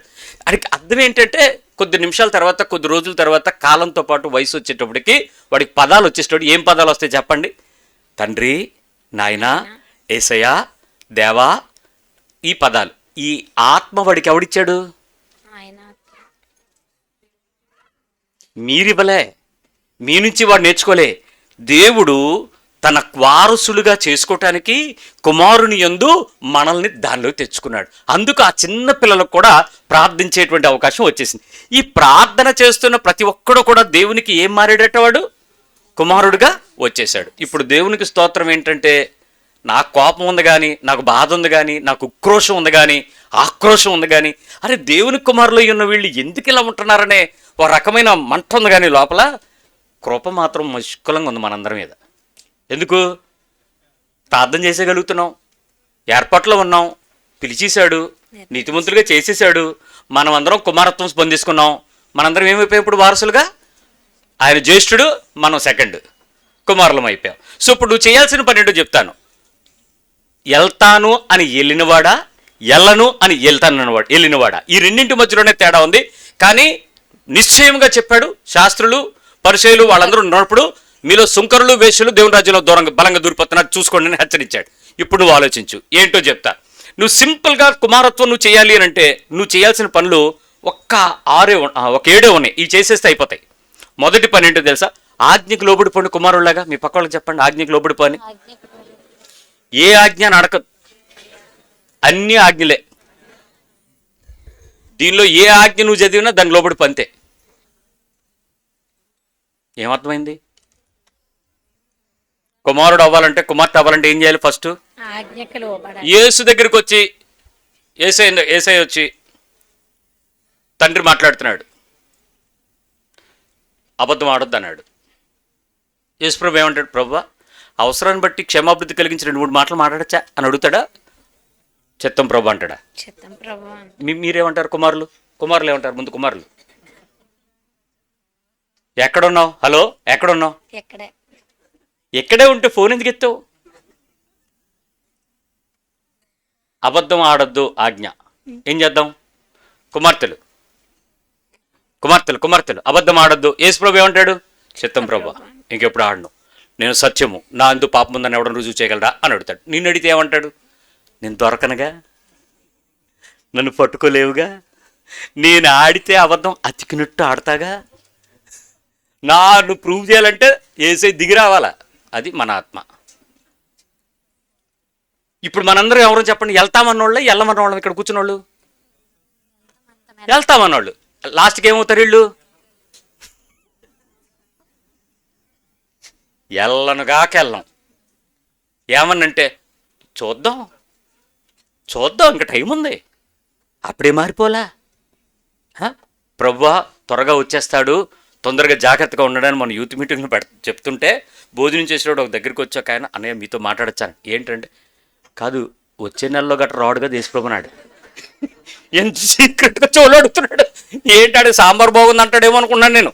గుమ్మడికాయ ముక్కలు పులిసేసారు, అది బాగుంది, అది నేను తింటూ అది వేసుకోరా అన్నాడు. వేసుకుని వచ్చి చెబుతున్నాడు. అవునరా, వచ్చే నెలలో ఏంటి సంగతి అంటే, నేను ఆల్రెడీ ఒక అమ్మాయికి లవ్ ప్రపోజల్ రెడీ చేశాను, నువ్వు ఆల్రెడీ లవ్ సగంలో పెట్టి భోజనం తెచ్చావు, అది ఇప్పుడు చెప్పాలా వద్దా తేలట్లేదు, ఇప్పుడు నువ్వు యేసుప్రభు వచ్చేస్తాడు అంటున్నావు. ఈ 2 నెలల్లో నేను చెప్పాలా, అది ఒప్పుకుంటుందో లేదో చూడాలా, ఆ తర్వాత పెళ్ళి అవుద్దో లేదో ఆలోచించాలి. ఈలో ప్రభు వచ్చేది పెళ్ళి అవ్వకుండా వెళ్ళిపోతాము. అది ఏంటి, నేను ఇప్పుడు పాపం కదా, అది తప్పని ఇప్పుడే నాకు తెలిసింది, అది కెమికల్ రియాక్షన్ అని. How to choose your life partner అనేది వాల్యూమ్ 1లో ఫస్ట్ సెషన్ తర్వాత అక్కడికి వచ్చిన డౌటు. ఇప్పుడు ప్రభు వచ్చేస్తాడేమో అని కంగారుగా ఉంది, ఆపచ్చా అని అడుగుతాడు. ఏమండి, ప్రభువుని ఆపుతాడంటాడు, వద్దు ఆగు అప్పుడే రాకు. ఆఫ్టర్ ఆల్ ఒక అమ్మాయి కోసం వాళ్ళ లైఫ్ పార్ట్నర్ గురించి ఎదుక్కుంటూ ప్రభు నువ్వు అప్పుడే రావద్దని అడుగుతున్నాడంటే కుమారుడేవాడు, తండ్రిని రిక్వెస్ట్ చేసేవాడు ఎవడో, కొడుకు కాకపోతే. ఇప్పుడు నువ్వెవరువో, నీ ప్రార్థనలు ఏంటో. ఆజ్ఞ వచ్చింది, ఏం చేస్తాడు కుమారుడు? యేసుప్రభు ఏం చేస్తాడు? కండిషన్స్ పెడతాడా? నాకు నచ్చితే చేస్తాను, నాకు ఇష్టమైతే చేస్తాను, నాకు టైం ఉన్నప్పుడు చేస్తాను, ఇప్పుడే ఎందుకు చెయ్యాలి అయినా ఇప్పుడు పెట్టేస్తావేంటి? ఏమైనా ఉంటాయా? అన్కండిషనల్ సబ్మిషన్ ఇమ్మీడియట్గా వచ్చేస్తారాదా? ఇమ్మీడియట్గా. ఎన్ని ఆజ్ఞలు నీ దగ్గరకు వచ్చినప్పుడు నేను చేయట్లేదని నీ హృదయం నీ మీద నిందారోపణ చేస్తుందో చూసు కుమారుడా. విచిత్రం ఏంటి తెలుసా, చర్చిలోకి వచ్చిన వాళ్ళకే చెప్తాడు ఇవన్నీ, రానోడికి చెప్పడం. బోధ ఎవరికి? సంఘంలో వచ్చినోడికా బయటోడికా? మరి ఇప్పుడు కుమారుడు ఎవరో అయితే ఇప్పుడు మనకు వచ్చిన తర్వాత ప్రాబ్లం ఏంటి? వెళ్ళిపోయేటోడు మాత్రం 2 సుక్కలు కారుస్తాం, మహానటి ఏమని, ప్రభువా నేను చేయలేకపోతున్నాను, నువ్వే సాయం చేసుకో, ఆమేన్. మళ్ళీ చెప్పులు వేసుకోగానే పరకాయ ప్రవేశం, ఒరిజినల్ క్యారెక్టర్ మేకప్ తీసేస్తుంది కదా మహానటి, ఒరిజినల్కి వచ్చేస్తుంది. నీ క్రైస్తవ్యం రంగు తేలిపోద్ది, ఒకరోజు చూసుకో. నిజమైన కుమారుడువా, కుమారత్వం చెప్పుకుని సంఘంలో దూరి దేవుని రాజ్యం పోగొట్టుకునే కుమారత్వా. మొదటిది ఏం చెప్పాను, సింపుల్గా ఆజ్ఞలన్నీ చేసుకోండి, చేసేసేయండి. నెంబర్ 2 శ్రమకు సిద్ధపడిపోండి. ఏం చెప్పాను అది చెప్పండి ఎవరికైనా. మీ సహోదరే కదండి, మీ సహోదరుడే కదా మీ పక్కన, మీరు వారసులు కాదండి, మీరు ఒక కుటుంబం కాదండి, ఒకరినొకరు ప్రోత్సహించుకోరేంటి? మాట్లాడుకోరా కుర్చీలు బ్యాచి, మరి మాట్లాడుకోండి. శ్రమకు రెడీ అయిపో అని చెప్పు. ఏడవద్దు, తప్పించమనొద్దు, తప్పించుకోలేవులే, తప్పించుకోమన్నా నీది నువ్వే మొయ్యాలా, నీ శిలువ నువ్వు మొయ్యడమే, నిన్ను నువ్వు వదులుకోవడమే, ఉపేక్షించుకోవడమే. ఏడవద్దు. ఏ పాస్టర్ దగ్గరికి వెళ్ళి మొరపెట్టి తగ్గించేయమని తీసేయమని తీడు, నువ్వు మోసుకోమని చెప్తాడు, భరించేయడమే. ప్రతి శ్రమకు సిద్ధపడిపోండి. చెప్పరే అమ్మయ్యా. ఇప్పుడు ఒక ఆయన అడుగుతాడు, పాస్టర్ గారు మా ఆవిడతో బాధపడుతున్నాను, పెద్ద కొడుకు రోడ్డు నెట్టేశాడు అప్పులు చేసి, ఆడితో పడ్డాను, చిన్న కూతురు అది వెళ్ళిపోద్ది ఈరోజు రేపో, ఇక అప్పుడు రోడ్డుని పడిపోతాను, దాంతోనూ పడుతున్నాను, నాకు సరిపోతాయి కదండి అంటున్నాడు. ఆవిడతో పడుతున్న శ్రమ, వాళ్ళ అబ్బాయితోనూ వాళ్ళ అమ్మాయితో పడుతున్న శ్రమలు వాడికి సరిపోతాయి కదా అని అడుగుతున్నాడు. బాబు భరించగలిగినోడికేరా ఎక్కువ ఇస్తాడు, భరించలేనోడికి ఇవ్వడరా, దేవుడు న్యాయవంతుడురా, కాబట్టి నువ్వు ఎక్కువ భరించగలవు, కాబట్టి ఎక్కువ శ్రమలు ఉంటాయి, కాసిన చెట్టుకు రాళ్ళు దెబ్బలు ఉంటాయి, కాబట్టి ఎక్కువ పడాలి, రెడీగా ఉండరా అని. పాస్టర్ గారు ఇంకా ఉన్నాయా అన్నాడు. ఇవి ప్రారంభం, ఇవి ప్రారంభం, కొనసాగింపు చెప్పలేం. నీ పక్క వాళ్ళు చెప్పండి, ఆగుతాయో లేదు తెలియదండి, కొనసాగాల్సిందే. ఏ పురిటి నొప్పులు పడకుండా కన్న తల్లి ఎవరు ఉంటుందండి? నొప్పులు పడాలా వద్దా? పడాలా వద్దా? నిజమైన భార్యను ప్రేమించేవాడు, నిజంగా భార్యను ప్రేమించేవాడు, నిజంగా భార్య అంటే ఇష్టపడి ప్రేమించేవాడు, భార్య పురిటి నొప్పులు లేబర్ రూమ్లో పడుతుంటే బయట ఆడు పడతాడు. ఎంత పడతాడో తెలుసా? మా ఆవిడ బాబోయ్ ఏంటండి అరుస్తుంది, బాబోయ్ ఆవిడ కోలు తీసేయండి బాబోయ్, ఏంటండి 3 రోజుల నుంచి అండి, అయ్యి బాబోయ్ ఏంటండి. అసలు నీకెక్కడ నొప్పులురా? పడుతుంది ఆవిడ, బిడ్డ పుట్టాక మర్చిపోద్ది ఆవిడ. నువ్వెందుకు బయట కింద కాలు పిల్ల తిరుగుతున్నావు, ఏమైంది నీకనంటే మా ఆవిడ లోపలండి. ఇద్దరిది ఏక శరీరం అయితే నొప్పి తెలుస్తుంది. ఈరోజు నీ జీవితంలో ఆ శ్రమానుభవము, క్రీస్తుతో పాటి వారసత్వపు శ్రమానుభవం ఉందా నీకు? యేసుప్రభు ప్రధాన యాజకుడి దగ్గరికి వెళ్ళాడు. నా కోసం ప్రార్థన చేయండి అని అడిగాడు. ఎక్కడ కనపడింది మీకు ఆ వాక్యం? లేదా లేదా లేదా ఈ పక్కన అడగండి లేదని. వాళ్ళు ఏమైనా చూస్తే చెప్తారు, అడగండి. కొత్త బైబిల్లో కనబడుతున్నారు ఈ మధ్య ఏఐ, జెమిని, అవి కూడా ఏమైనా చెప్తే ఏమో మీకు.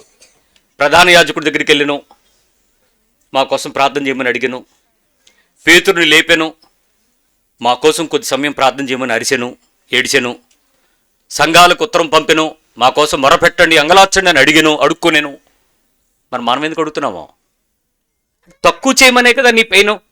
నేను ప్రార్థన చేయటం తప్పటట్లా, నీ నొప్పిని తాళలేక, శ్రమానుభవాన్ని సహానుభవానికి ఎంచుకోలేక, ప్రభువా నీ కృపలో నేను దీన్ని ఎదుర్కోవడానికి సహాయం చేయి, నాకు కావాల్సిన ధైర్యం ఇవ్వు, స్థైర్యం ఇవ్వు, దీన్ని ఎదుర్కొని నీలాంటి సహానుభవాన్ని, కుమారత్వాన్ని నేను సంపాదించుకుంటాను. తిరుగుబాటు చేశాను నేను, ఆ రోజు వెళ్తానని వెళ్ళలేదు, ఈ రోజు నేను సరిచేసుకుంటాను. ఆ నిజమైన కుమారుడుగా క్రీస్తు వలె నేను బతకడానికి ఇష్టపడుతున్నాను. దానికి తగినట్టు ఈ శ్రమానుభవం నేను రెడీ అవుతాను. అది శారీరకంగా అయినా, మానసికంగా అయినా, ఆర్థికంగా అయినా, ఆత్మీయంగా అయినా, భౌతిక పరంగా అయినా, ప్రభుత్వ పరంగా అయినా, శత్రుపరంగా అయినా, దేనికి నేను వెరవను, నేను రెడీ అవుతాను. ఎవడున్నాడు ఇలాంటి శ్రమానుభవం ఎదుర్కొన్న క్రైస్తవుడు? ఎంతసేపు ఎవడు దొరుకుతాడో దీవించేసుకుందాం, ఎవడు దొరుకుతాడో ఇంట్లో పిలిపి చేసి ప్రార్థన పెట్టించేసుకుని ఆశీర్వాదాలు తెచ్చేసుకుందాం. ఏమనంటే మీరు పాస్టర్ గారు కదండి, అయితే ఏంటంటాను నేను, మీరు పాస్టర్ గారు కాబట్టి మీరు చేస్తే దేవుడు తొందరగా, అయితే అందరూ పాస్టర్లు అయిపోండి, అందరూ పాస్టర్లు అయిపోండి, కుమారులు అయిపోండి, ఈజీ కదా. మరి ఎందుకు అవ్వవు నువ్వు? కాదండి మీరు చేస్తే మాకే, అంటే నేను చేస్తాను నువ్వు పొందుగానా. కుమారుడు గురించి ఏమన్నాడు? శ్రమానుభవం పొందడం అంటే నీ జీవితంలో దేవుడు అనుమతించిన మేరకు సంతోషంగా ఆ తండ్రి ముఖాన్ని చూస్తూ తన జీవితంలో పొందుతున్న ప్రతి వేదనకు ప్రభువు సంతోషిస్తున్నాడో లేదో ఎదురు చూడడం. అది ఏ రకమైనటువంటి కానీ శ్రమానుభవానికి సిద్ధపడిపోడు. మొట్టమొదటి ఆజ్ఞకు లోబడుట, పదం గుర్తుపెట్టుకోండి, లోబడుట. రెండవది శ్రమకు సిద్ధపడు. నంబర్ 3 మరణానికి విధేయత చూపించండి. మరణానికి చెప్పండి, నోటితో చెప్పండి.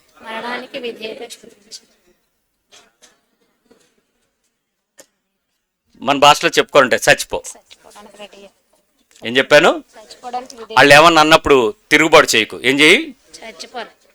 చచ్చిపో.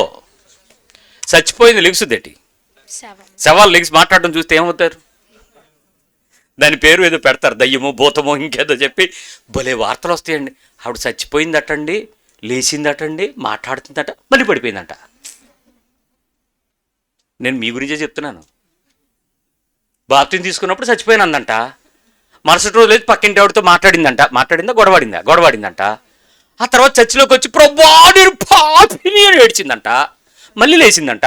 సేటి శవం అన్నిసార్లు సావడం ఏంటి, లెగడం ఏంటి, మాట్లాడడం ఏంటి? నాకు అర్థం కావట్లేదు బాబు ఈ శవాలు.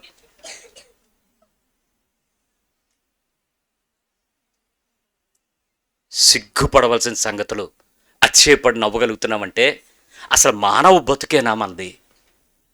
ప్రభువు మాట తెలిసిన విలువైనటువంటి కుమారత్వాన్ని ఎంతగా కాపాడుకోవాలరా. సందర్భం దొరికినప్పుడే కాదు నీ కుమారత్వం బయటపడేదే. ఉత్తప్పుడు నువ్వు మాట్లాడే మాటలు, పాటలు, యూట్యూబ్లు, నువ్వు చేసే రీళ్లు, నువ్వు పెట్టే స్టేటస్లు నీ ఆత్మీయత అనుకున్నావా?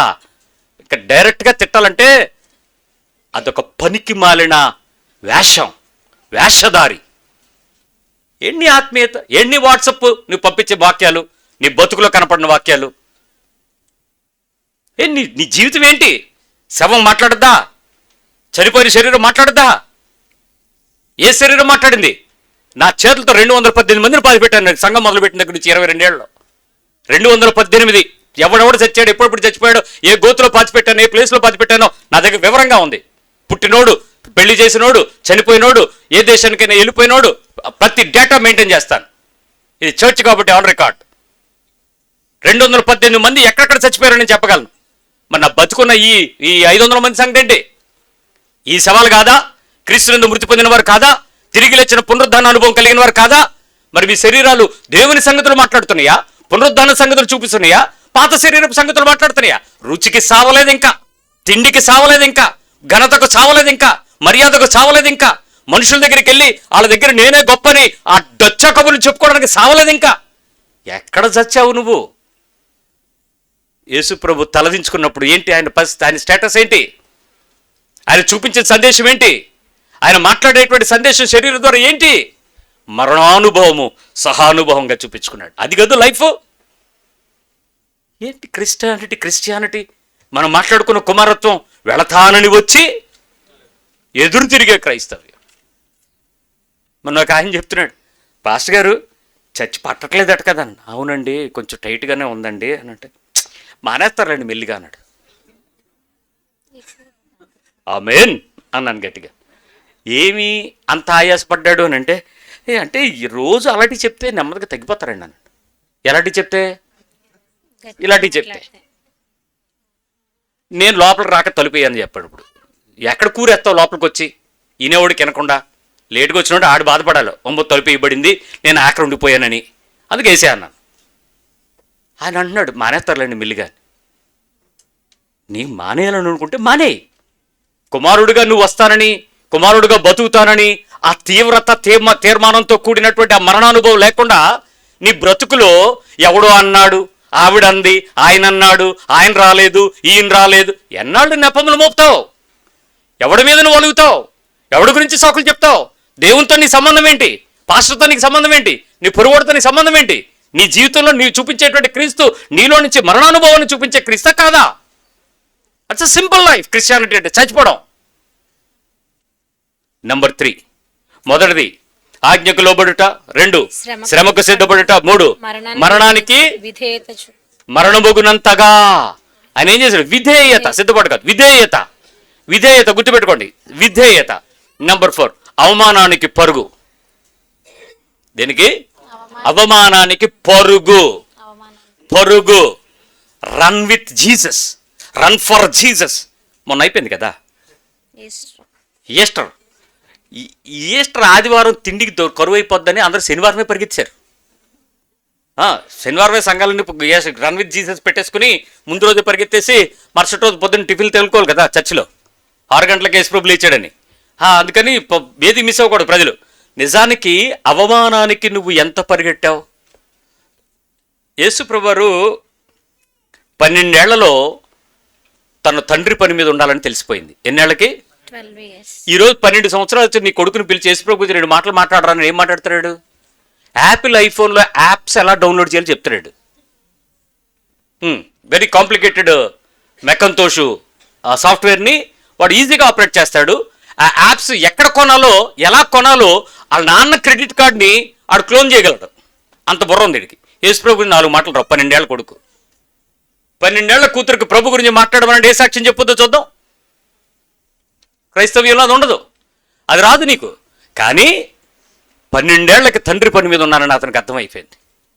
వెళ్ళిపోయి శాస్త్రుల పరిశీలతో మాట్లాడుతుంటే ఎత్తుక్కుంటూ వచ్చాళ్ళు అంటున్నారు, అయ్యా 3 రోజుల నుంచి మేము వెతుకుతున్నాం, 3 రోజులు మేము ప్రయాణం చేసి ఇక్కడ వరకు వచ్చాం, ఇంత కష్టపడి నిన్ను వెతుకుతుంటే నువ్వు ఇక్కడ ఏం చేస్తున్నావు అంటే, నేను నా తండ్రి పనుల మీద ఉండాలని మీకు తెలీదా? అమ్మా నాన్న మీకు తెలీదా అని అడిగి తండ్రి పనుల మీద ఉన్నాడు అని అంటే ఎన్ని రోజుల నుంచి ఏం మాట్లాడుతున్నాడు ఆయన? దేవుని సంగతులు మాట్లాడుతున్నాడు, దేవుని రాజ్యపు సంగతులు మాట్లాడుతున్నాడు, దేవుని విషయాలు మాట్లాడుతున్నాడు, వాక్యమందు ఉన్నటువంటి విషయాలు, వాళ్ళు మాట్లాడుతున్న మాటలకు వ్యతిరేకంగా ఉన్న విషయాలను చర్చిస్తున్నాడు. ఎంత స్పష్టంగా ఆయన ఆ ప్రదేశంలో ప్రభు కొరకు ఆసక్తి కలిగి ఉన్నాడు చూడండి. ఈరోజు నీ పిల్లలకి సండే స్కూల్కి రమ్మంటే తాయిలాలు ఇవ్వాలా? ఆడికేమి ఇంట్లో సినిమా పెడతాను ఓటీటీలో, నువ్వు చర్చికి రారని బతికినాడాలా? ఆ పిల్లోడికి నేనేమో సాయంత్రం అమ్యూజ్మెంట్ పార్క్ తీసుకెళ్తాను, లేకపోతే బీచ్కి తీసుకెళ్తాను, లేకపోతే నీకు ఆ KFC బకెట్ కొని పెడతాను, నువ్వు చర్చికి రాని బతికినాడాలా? ఏంటి మన ఆలోచన ఏంటి? మన పిల్లల పెంపకం ఏంటి? ఏమన్నంటే Gen Z, Gen alpha, alpha beta gamma theta తీసేయాలి ఒక్కొక్కడికి. ఏంటి జెన్జీ అయితే ఏంటి, జెన్ ఆల్ఫా అయితే ఏంటి, ఎవడవైతే ఏంటి? నువ్వు పెంచాల్సింది నీ పెంపకంలో, నీ పిల్లలు ఉండాల్సింది నీ కంట్రోల్లో. సమాజం చెప్పుకునే విషయాలు బైబిల్ ఒప్పుకోదు. బైబిల్ చెప్తుంది నువ్వు ప్రత్యేకంగా ఉండండి. ఇందాక నేను మీకు నేర్పించాను వాక్యం. నీ పిల్లలు నీ కొరకు ప్రత్యేకంగా బోధించబడాలి. నీ పిల్లలు నీ ఉపదేశం పొందాలి. అది కదా క్రైస్తవ్యం. You should separate the world. లోకంలో ఉండు, లోకం అలాంటిది అంటించుకోకుండా పెంచు, లోకపు సంగతులు నేర్పు, కానీ అది ఎక్కడ ఎలా ఉండాలో నేర్పించు. అంతేగాని వీళ్ళు జనరేషన్ ఆల్ఫా అయితే ఏంటి? Don't say that. Don't compromise with the world. ప్రత్యేకంగా ఉండు, ప్రత్యేకంగా పెంచు, ప్రత్యేకంగా తయారు చేయి, ప్రత్యేకంగా ప్రభు కొరకు సిద్ధపరచు. అవమానం పొందినప్పుడు వాడు ఏడ్చేవాడిగా కాదు, పారిపోయేవాడిగా కాదు, కుంగిపోయేవాడిగా కాదు, ఆత్మహత్య చేసుకునేవాడిగా కాదు, పరుగులు పెట్టి అరే అంటావా అనో. నేను నమ్ముకున్న సిద్ధాంతం, నేను నమ్ముకున్న దేవుడు, నన్ను పెంచుతున్న నా తల్లి, నా కొరకు ప్రార్థిస్తున్న నా సంఘం, నా కుటుంబం, నా వాక్యం నాకు ఇదే నేర్పింది. మీరు ఎన్నన్నా సరే నేను ఎంచుకున్నటువంటి క్రీస్తు యొక్క పద్ధతి ఇదే. అది కాదు నీ పిల్లలకు నువ్వు నేర్పించాల్సింది. తండ్రిగా నువ్వు చేస్తే నీ పిల్లలు చేస్తారు. నువ్వు చెయ్యి, అది చూస్తారు, వాళ్ళు చేస్తారు. అంతేగాని నువ్వు చేయడం మానేసి నువ్వు నీతులు శుద్ధులు చెప్తానంటే నీ పిల్లలు ఎందుకు చేస్తారు? చెయ్యరు. సో ఏ అవమానికైనా నువ్వు పొరుగు పెట్టగలిగిన రోజు మీ పక్కన అడగండి, మాట తీసుకోండి అని. ఏదైనా పర్వాలేదు తీసుకోండి అని చెప్పండి. అవమానాన్ని ఫేస్ చేయండి అని చెప్పండి. బలహీన పడద్దు, ఏడవద్దు, కృంగిపోవద్దు, చెప్పించొద్దు, పగబట్టద్దు. అస్సలు ఏ విషయంలో కూడా వాళ్ళంటే నీ మనసులో బాధపడకూడదు. వాళ్ళు అనాలి, నేను పడాలి. చెప్పండి. వెరీ గుడ్, నువ్వు లైన్లోకి వచ్చావు. నెంబర్ 5, సహించడానికి ఇష్టంగా ఉండాలా. ఎలా ఉండాలి? సహించడానికి మీ సహోదరులకు చెప్పండి. సహించడానికి ఎలా ఉండాలి? ఇష్టం. ఎలాగా? మంచి కూర వండితే మీరు ఎలా తింటారు? మంచి కూర అంటే మీ ఇంట్లో వండిన కూర కాదు, పక్కింటి వాళ్ళు తెచ్చిన కూర. అది పొరుగింటి పులకూర ఇప్పుడు కూడా రుచే కదా.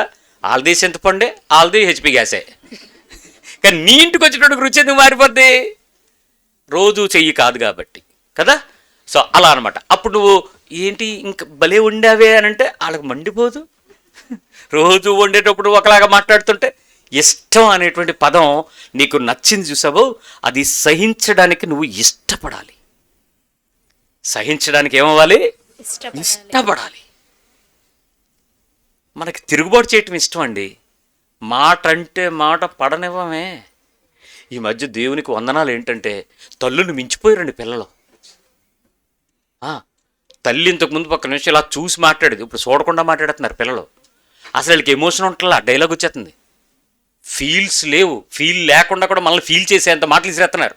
చిన్న పెద్ద మంచి మర్యాద అసలు ఏమీ క్వశ్చన్ లేవు ఈ జనరేషన్. కానీ పెంపకం అండి. ఏటా పెంపకం? ఆవు చేలో మేస్తే దూడ గట్టును మేసద్దా?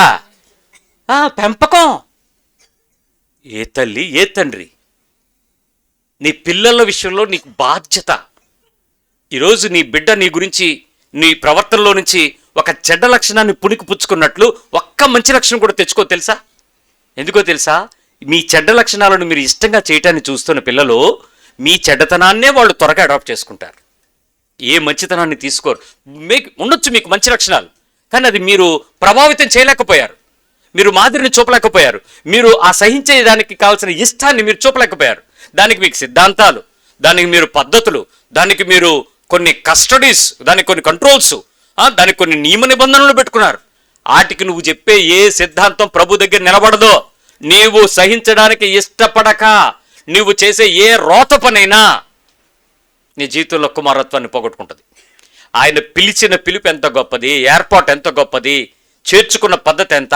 తండ్రి అబ్బా నాయనాన్ని మొర్రపెట్టి ఆత్మనిచ్చి కుమారులుగా చేయటానికి నీ కోసమే ఆయన ఇన్ని ఏర్పాట్లు చేస్తే నువ్వు దేని నేను కొడుకునే అనుకుంటూ నువ్వెవరో నాకు తెలియదని చెప్పించేసుకుంటావా? నేను ఎరగనంటే ఎంత అవమానం అవుద్ది మీకు. జాగ్రత్త, సహించడానికి ఇష్టపడిపోండి. రోమా 5:8 ఒకసారి చూడండి. రోమన్స్ 5:8, రోమా పత్రిక 5వ అధ్యాయము 8వ వచనం. అయితే దేవుడు మన ఎడల తన ప్రేమను వెల్లడిపరుచుచున్నాడు. ఎట్లనగా మనం ఇంకనూ పాపులమై ఉండగానే క్రీస్తు మన కొరకు చనిపోయెను. కాబట్టి ఆయన రక్తము వలన ఇప్పుడు నీతిమంతులుగా తీర్చబడి మరింత నిశ్చయముగా ఆయన ద్వారా ఉగ్రత నుండి రక్షింపబడుదుము. ఎంత గొప్ప విషయం అండి.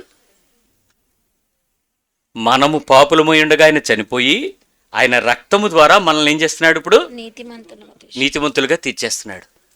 మనల్ని ఏదో ఒక రూపంలో లేపుకుని నా కొడుకులు నా కుమార్తెలను చెప్పుకోవాలని ఆయన ఆశపడుతుంటే మనమేమో అలాగే సార్ మేము మీ కొడుకులమే అని బయటికి వెళ్ళినాక ఎలా కనపడుతున్నాం?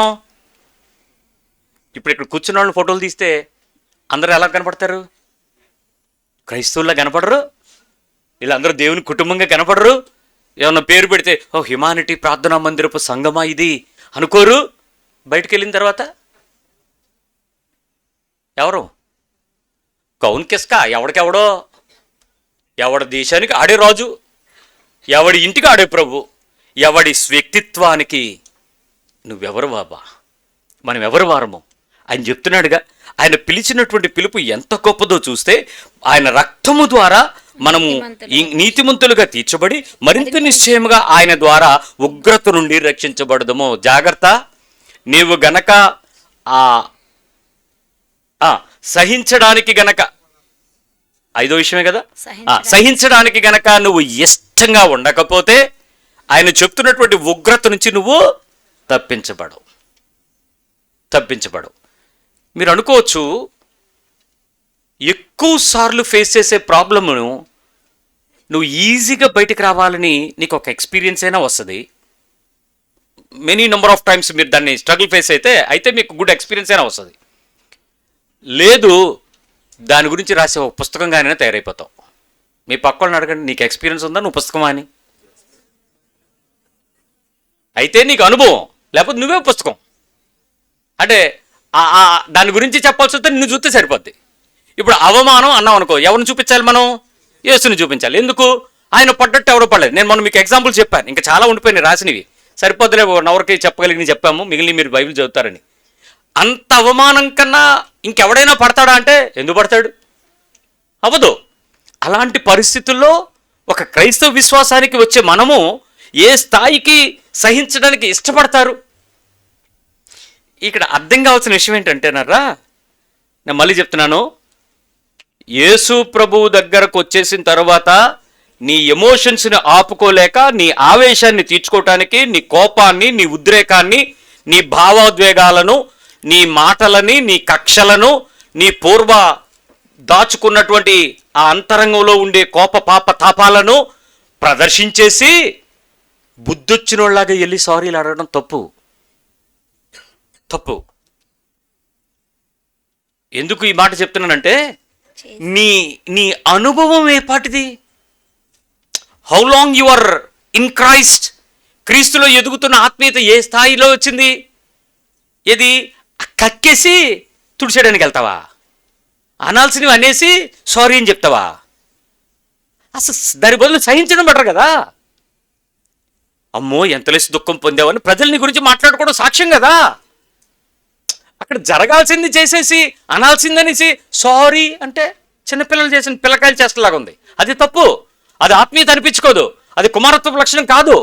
నువ్వు అనాల్సి వచ్చినప్పుడు నువ్వు సావడం నేర్చుకో. నువ్వు ఆ ఎమోషన్లో తిట్టాలి, అనాలి, వీడిని పిండి చేసేయాలి, కొరికేయాలి, నవ్వులేయాలి, భక్షించేయాలి అనిపిస్తుంది చూడు, అప్పుడు ఆగు. ప్రభువా, నువ్వు నన్ను సహించాలనుకుంటున్నావేమో, ఇంతలాగా నేను సహించానని మళ్ళీ నువ్వే డిగ్రీలు ఇచ్చుకోకెళ్ళి పుస్తకాలు రాయకు, వెళ్ళి చెప్పేక అందరికీ నేను ఎంతో సహించానో తెలిసి వాళ్ళ గురించి. నువ్వు చెప్తే ఏముంది? ప్రభు చెప్పాలి అక్కడ. ఇది చెయ్యాల్సింది చేసేసి మీరు చేశాను అని చెప్పుకోవడం కుదరదు. ఫలం పోగొట్టుకున్నారు. అది పరిశీలన చేసే పని. మీరు చేయొద్దు ఆ పని. క్రైస్తవ్యంలో మీ నీతి శాస్త్ర నీతి కంటే పరిశీలన నీతి కంటే అధికం కావాలి. మీరు మార్చుకోవాలి. మీ డేటా, మీ సైకిల్ పెంచాలి, మీ గ్రాఫ్ ఎదగాలి. అది లేకుండా మీరు చెప్పుకునేటువంటి భక్తికి మీరు పరిశుద్ధాత్మ నింపండి, భాషలు మాట్లాడి, అద్భుతాలు చేసి, కలలు గనేసి, ప్రవచనాలు చెప్పేసి, సంఘాలు నడిపించేసి ఎవరికి కావాలి ఇవన్నీ? భూమి మీద మీ గురించి ప్రజలు ఏం చెప్పుకుంటారేమో, పరలోకంలో సాక్ష్యం ఉండదర్రా. ఆయన ఎదుట మీ సాక్ష్యం ఎలా ఉందో చూడు, దానికి నిలబడు. ఆరో విషయం చెప్తున్నా, భరించడానికి బలం కావాలి. ఏం కావాలి? భరించడానికి బలము. మొదటిది గుర్తు చేసుకోండి, ఆజ్ఞకు లోబడుట. నా లాస్ట్ ఎండింగ్ ఆ పదం గుర్తుపెట్టుకోండి. ఆజ్ఞకు లోబడుట. 2, శ్రమకు సిద్ధపడుట. 3, మరణానికి విధేయత. 4, అవమానానికి పరుగు. 5, సహించడానికి ఇష్టం. 6, భరించడానికి బలం. ఏం కావాలి? భరించడానికి బలం కావాలి. బలవంతుడే కదండి తిరుగుబాటు చేస్తాడు కదా. నిన్న నేను రోడ్డు మీద ఒక సంఘటన చూస్తున్నప్పుడు నాకు చాలా ఆశ్చర్యం వేసింది. అసలే వేసవకాలం, ఎండకు ఎండిపోతున్నట్టు ఉన్నాం. పాపం ఎక్కడి నుంచి వస్తుందో ఆమె నడిచి వస్తుంది, నెత్తి మీద గుడ్డు చుట్టుకుంది, గంపోటు పెట్టుకుంది, నడిచి వస్తుంది. దాని మీద కొంచెం ఫైర్ ఉంటుంది కదా లోపల, పైన ఎండ కింద ఎండ మంటగానే ఉంది. అలాంటి పరిస్థితులతో వస్తూ ఉండగా చెట్టు కింద ఆగింది, కర్ర ఇరిగిపడింది. మనం అయ్యో అన్నట్టే అందరం బాధపడుతున్నట్టే ఉన్నాం. అయితే ఆవిడకే దెబ్బేం తగలేదు, కానీ ముందు పడింది. ఈలోపు ఆ కర్ర పడింది అని చెప్పి పరిగెత్తుకుంటూ ఒకడు వచ్చి, అసలే గ్యాస్ రేట్లు పెరిగిపోయినాయని చెప్పి దేవుడు ఇచ్చాడు అనుకుని ఆడేమో కర్ర తీసి సైకిల్ ఎట్టుకుంటుంటే తిట్టుంది. నేను వచ్చినాక కర్ర పడితే నువ్వెవడోరా ఎత్తుకెళ్ళిపోతావా అని. ఇప్పుడు మనం అయ్యో అనాలా, ఆవిడ తిడుతుందని జాలిపడాలా? నాకేం అర్థం కాలేదు. ఆవిడకి ఏమన్నా అయ్యిందేమో నేను పరిగెత్తుకొచ్చాను ఫస్ట్ ఎయిడ్ కిట్ వేసేద్దామని. తేరా చూస్తే ఆవిడ తిట్టిన తిట్లకి ఈడ్స్ కొట్టాలనిపించింది. ఆడెవడో వెళ్ళిపోతున్నాడు సైకిల్కి పెట్టుకుంటుంటే తిట్టుతున్న తిట్లు భూత మాటలు, అసహ్యకరమైనటువంటి తిట్లు తిడుతుంది. ఆడు చూశాడు కర్ర ఎత్తేసాడు దాన్ని. బొర్ర ఈడిపోద్ది ఎక్కువ మాట్లాడేవంటాడు. అని అంటే తగ్గలేదు, ఆవిడ నరంలాగా ఉంది, లోపల ఫైరు తగ్గలే. నువ్వైతే ఏం చేస్తావు? నీ ఇంట్లో సిచ్యువేషన్ వస్తే ఏం చేస్తావు? నీ ఇంటి వారి మధ్యలో నువ్వేం చేస్తావు? బయట పిల్లులే, ఇంట్లో పుల్లు. మీ ఇంటి వాళ్ళ మధ్యలో నువ్వేం చేస్తావు? ఇగో ఈ నరాలు ఉన్నాయి చూసారా, ఈ నరాలు ఈ వేసవకాలం మిమ్మల్ని ఆడుకుంటాయి. టవలు తడిపినట్టు చుట్టి పిండుతాయి ఒక్కొక్క తల్లిని తండ్రిని. టీచర్లు ఎలా భరించారో ఇప్పుడు తెలుసుద్ది మీకు. పొద్దున్న పోయి సాయంత్రం వరకు వాళ్ళు గొంతులు ఎండిపోయి తిండి తినవ్వకుండా క్లాస్ అని చెప్పి, సెక్షన్ అని చెప్పి, పీఈటీ అని చెప్పి, అదే ఇదే అటు బాత్రూమ్లకే ఫోటోలు తీసి పిల్లలకే పాఠాలు చెప్పి నానా తెప్పలో పడే పంతులు ఎంత బాధపడి ఉంటారో ఒక్క వారంతో తెలిపోతుంది మీకు. వీళ్ళని ట్యూషన్లు ఎట్టేయడం, స్పెషల్ క్లాసులు, స్విమ్మింగ్ క్లాసులు, స్కేటింగ్ క్లాసులు, 1 2 ఏదో ఒకటి తోచేదే. అమ్మయ్యా సీరియల్ ప్రశాంతంగా చూడొచ్చు. నీ ఇంట్లో నీ పిల్లల మధ్యలో ఇప్పుడు నువ్వు భరించే బలం నీకుందా?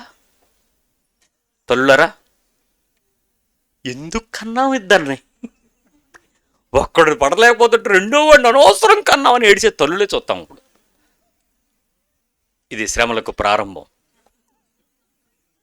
సంతోషంగా భరించండి.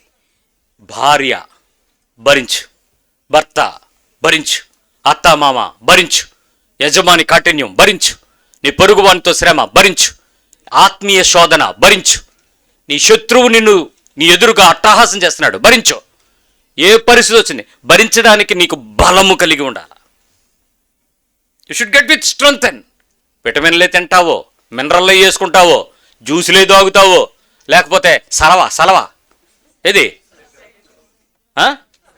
సబ్జా గింజలు సలవే చేసుకుంటావో, మొత్తానికి వేసుకో. ఇష్టంగా ఏం చేయాలి? భరించడానికి ఏం చేయాలి? నీకు బలం కలిగి ఉండాలి. ఆఖరి విషయం, క్షమించడానికి ఆసక్తి కలిగి ఉండాలి. అయిపోయింది అంతే. క్షమించడానికి ఎలాగా? నన్ను నువ్వు క్షమించావా, అలాగే నిన్ను క్షమిస్తాను, అలాంటి లెక్కలేం లేవు. ఆడు క్షమించాడా లేదా అన్కండిషన్, నువ్వు క్షమించావా లేదా కండిషన్, అంతే. మీ పక్క చెప్పండి. క్షమించడానికి బాగా ఆసక్తి ఉండాలి. ఈ 7 చేస్తే కుమార్తె అయిపోతావు అని చెప్పు. భయ్యా నువ్వు కుమారుడు అయిపోతావు. ఆయన త్యాగము వట్టిపోదు. నువ్వు కుమారుడివే, నువ్వు కుమార్తెవే. ఇప్పుడు చెప్పండి, వెళ్తామనుకుని వచ్చిన వాళ్ళందరూ ఎంతమంది కుమారులు అవుతారు? నీ కుమారత్వం వద్దు, నీ రాజ్యము వద్దు, స్వేచ్ఛగా తిట్టుకోనివ్వని క్రైస్తవ్యం మాకెందుకు అందో ఒక ఆవిడ. స్వేచ్ఛగా తిట్టుకుంటావా? తిట్టు, నరకం బయట నుంచో పెడతాడు అడ్వర్టైజ్మెంట్కి, ఇదిగో ఇలా తిడితే ఇక్కడ ఉంటారు రండి అని. అప్పుడు ఆకర్షిద్దు. కానీ నీ గురించి ఆయనేమో కుమారుడు అవడానికి ఇన్ని తిప్పలు పడతాడా? ఆయన సొంత కుమారుడిని సిలువుకి అప్పగిస్తూ ఇంత యాగానికి త్యాగానికి గురి చేస్తాడా? ఇంత బాధలు భరించడానికి నీకేమో అవకాశం ఇస్తాడా? నువ్వేమో అవన్నీ నాకు సంబంధం లేదు, నేను ఇలాగే ఉంటానని చెప్పి కుమారత్వం పొందుకోవటానికి బాప్తిజం పొందుకుని నువ్వేమో చేస్తావా? ఈ అద్భుతమైన విషయం ఏంటంటే, సుంకరులను వేశ్యలను మీకంటే బలవంతంగా వెళ్ళిపోతారని చెప్పినటువంటి యేసుక్రీస్తు మాట నీకు అర్థం అవ్వాలంటే, అసలు నువ్వు నీలో ఎలాంటి తిరుగుబాటు తన పాత్మ ఉందో, ఎలాంటి పరిస్థితుల్లో నీ బతుకుని క్రైస్తవ్యంగా చెప్పుకుని మోసపోతున్నావో, కుమారత్వాన్ని పొందుకోవడానికి అర్హత దేవుడిస్తున్నా మనము దాన్ని పోగొట్టుకోవడానికి ఎంత తిప్పలు పడుతున్నామో, పోగొట్టుకున్నామనే విషయం తెలియకుండా ప్రపంచానికి పోగొట్టుకొని క్రైస్తవ కుమార్తెలుగా అనడానికి వేషధారణ ఎంత కలిగి ఉంటున్నామో మనం ఈరోజు ఆలోచిస్తే, ఈ బలహీనతలోంచి దేవుని బలంలోనికి దేవుని సహాయం తీసుకుందానికి ప్రయత్నం చేద్దాం. ఆలోచించండి ఈ 7 సింపుల్ విషయాలు. మొదటిది ఆజ్ఞకు లోబడుట, శ్రమకు సిద్ధపడుట. ఒకసారి చెప్పండి, నోటితో చెప్పండి. ఆజ్ఞకు లోబడుట, శ్రమకు సిద్ధపడుట, మరణానికి విధేయత చూపుట, అవమానానికి పరుగు, సహించడానికి ఇష్టం, భరించడానికి బలం, క్షమించడానికి శక్తి. నెంబర్ 1 ఆజ్ఞకు లోబడుట. నెంబర్ 2 శ్రమకు సిద్ధపడుట. నెంబర్ 3 మరణానికి విధేయత. నెంబర్ 4 అవమానానికి పరుగు. 5 సహించడానికి ఇష్టం. 6 భరించడానికి బలం. క్షమించడానికి ఆసక్తి. మరి ఈ విషయాలకు తగ్గట్టుగా నువ్వు ఎప్పుడైతే ప్రయత్నం చేస్తావో, ప్రతి ప్రయత్నము క్రీస్తులో సంపూర్ణతకు నడిపించబడుతుంది.